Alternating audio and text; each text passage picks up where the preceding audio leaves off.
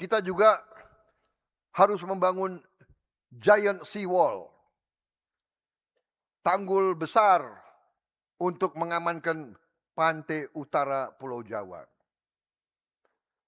Ini mutlak harus kita lakukan. Jangan kita tunggu bencana datang. Kita harus belajar dari negara lain. Negara Belanda membangun infrastruktur pelindungan jangka panjang tanpa perlu menunggu bencana.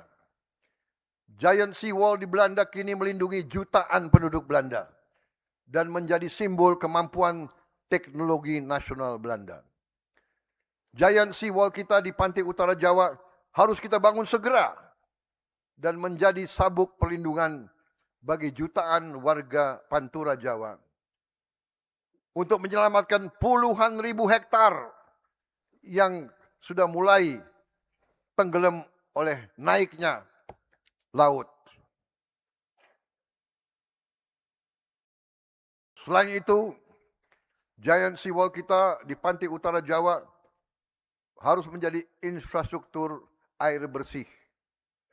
Harus menjadi jalur pertemuan baru. Dan proyek rekayasa yang membangun kemampuan anak bangsa. BRIN telah menghasilkan terobosan teknologi yang akan kita gunakan untuk giant sea wall ini. Proyek giant sea wall ini akan butuh 15 hingga 20 tahun untuk kita selesaikan pembangunan giant sea wall ini. Ini waktu yang lama. Saya tidak tahu presiden keberapa yang akan meresmikan. Tapi saya bertekad presiden ke-8 akan mulai proyek ini. Pembangunan ini kita rencanakan dibagi 15 segmen. Dari Banten sampai Jawa Timur, sampai Gresik. Kau tidak Gresik. Dan jika dilaksanakan serentak, sesungguhnya mungkin berkurang dari 20 tahun. Apapun, kita harus berani mulai. Ini menyangkut hajat hidup puluhan juta rakyat kita yang hidup di Pantura. Dan kita harus ingat berapa persen industri kita ada di kawasan di pantai utara, mulai Jawa Barat sampai ke Jawa Timur. Jadi masa depan industri kita juga dipertaruhkan. Tadi saya sebut kita akan percepat proses elektrifikasi mobilitas rakyat. Subsidi BBM harus kita kurangi secara signifikan. Untuk itu pemerintah yang saya pimpin kemarin telah meluncurkan ekosistem motor listrik nasional. Selain itu hari ini kita umumkan, kita akan beri insentif yang cukup besar untuk mereka yang bisa membangun 1 juta motor listrik yang diproduksi di dalam negeri oleh perusahaan Indonesia. Kebijakan ini mempunyai 3 tujuan sekaligus. Menurunkan biaya kendaraan untuk rakyat, mengurangi konsumsi bahan bakar impor, dan membesarkan industri motor listrik nasional beserta rantai pasok baterai, komponen, perangkat lunak, serta layanan purna jualnya.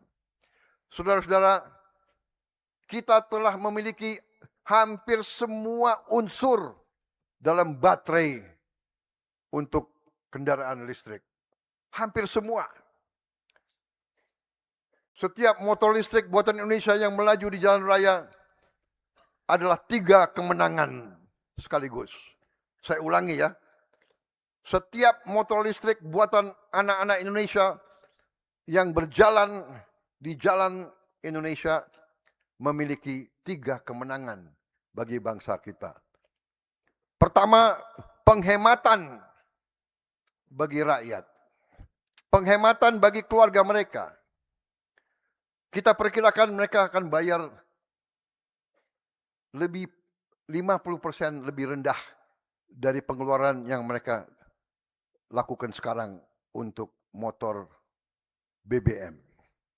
Bahkan bisa nanti turun hanya 30% dari biaya yang mereka keluarkan sekarang. Pengurangan import energi dan yang sangat penting, pekerjaan dan penghasilan bagi anak-anak Indonesia. Ke-10, hari ini saya sampaikan ke Dewan,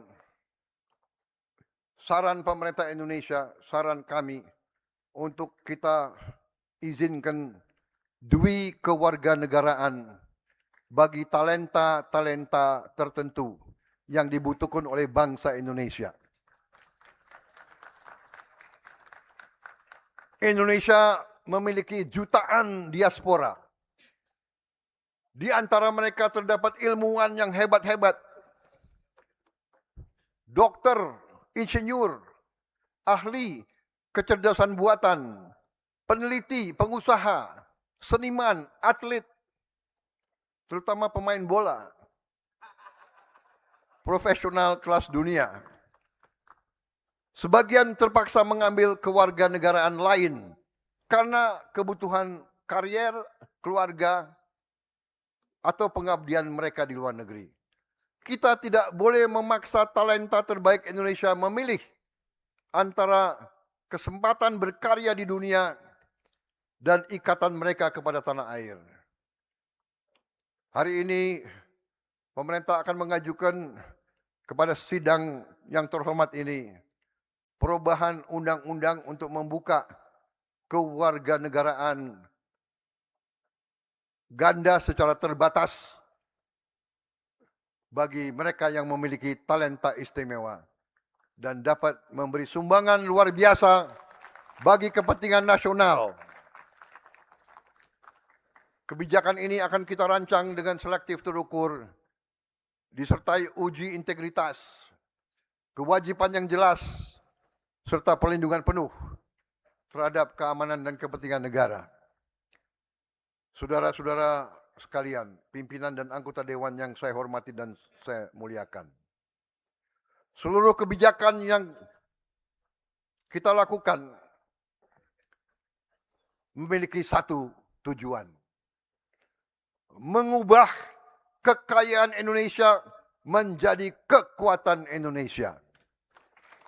Renovasi 10.000 puskesmas, pembangunan 441 RSUD, perbaikan seluruh sekolah dari Sabang sampai Merauke, dari Miangas sampai Rote, akan memastikan negara hadir dalam kebutuhan paling dasar rakyat. Bursa komoditas akan memperkuat kedaulatan rakyat, meningkatkan penghasilan negara. Optimalisasi aset BUMN akan membuat kekayaan negara lebih produktif. Indonesia International Financial Center atau PFI akan menarik modal dan talenta global. DDMF kita bentuk untuk membiayai proyek lintas generasi. Subsidi motor listrik dan mungkin nanti mobil listrik akan menciptakan pasar bagi industri nasional.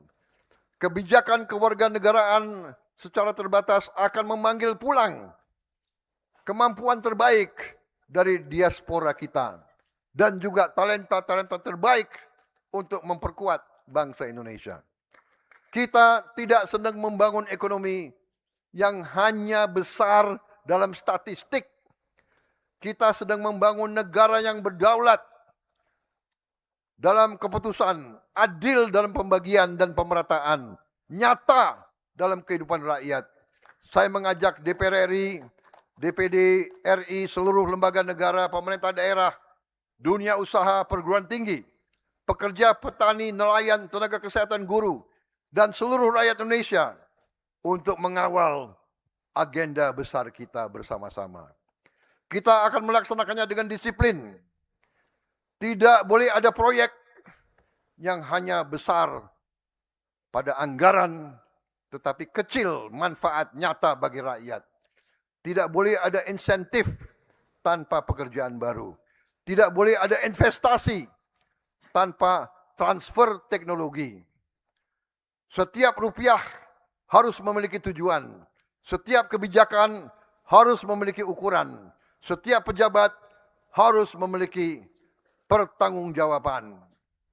Untuk itu saya juga mengajak kita semua untuk terus koreksi diri. Terus meningkatkan disiplin.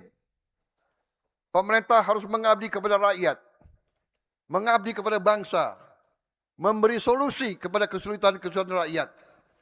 Tugas pemerintah yang paling utama melindungi segenap tumpah darah rakyat dari semua ancaman. Ancaman kemiskinan, ancaman bahaya fisik, ancaman pemutusan hubungan kerja, dan berbagai ancaman lain. Ancaman kelaparan, ancaman tidak dapat pelayanan kesehatan. Pemerintah di semua tingkatan, tidak hanya pemerintah pusat, pemerintah daerah, pemerintah provinsi, pemerintah kabupaten kota, ya pemerintah desa, kita harus menghilangkan praktek-praktek korupsi, penipuan, markup, penggelembungan dalam pembelanjaan.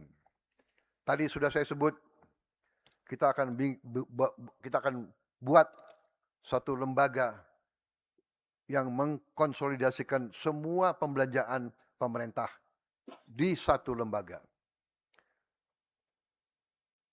Pemerintah harus lebih efisien di setiap tingkatan. Kita harus kurangi semua pengeluaran tidak efisien. Saya gembira sekarang tidak ada lagi anggaran untuk ulang tahun kementerian. Ulang tahun kementerian cukup potong tumpeng di kantor saja. Dan saya berharap juga di semua provinsi dan semua kabupaten kota jangan ada anggaran untuk merayakan ulang tahun besar-besaran. Lebih baik perbaiki sekolah, perbaiki rumah sakit, tingkatkan gaji guru daripada seremoni upacara.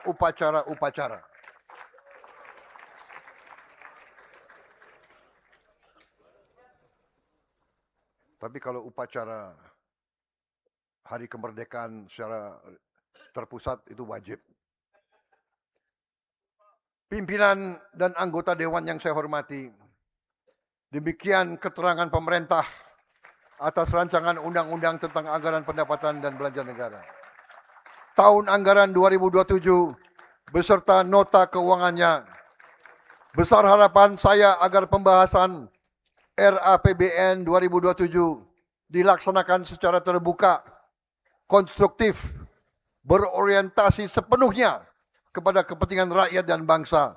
Semoga Allah SWT senantiasa memberi rahmat, petunjuk, taufik dan hidayah kepada kita sekalian, memberi kekuatan kepada kita semua dalam menjalankan amanah harapan seluruh rakyat Indonesia. Dirgahayu Republik Indonesia tercinta. Sekali merdeka, tetap merdeka. Sekali berdaulat, terus berdaulat. Merdeka! Terima kasih. Wassalamualaikum warahmatullahi wabarakatuh. Salam sejahtera kita sekalian. Om Swastiastu. Namo Buddhaya. Salam kebijakan. Rahayu, rahayu.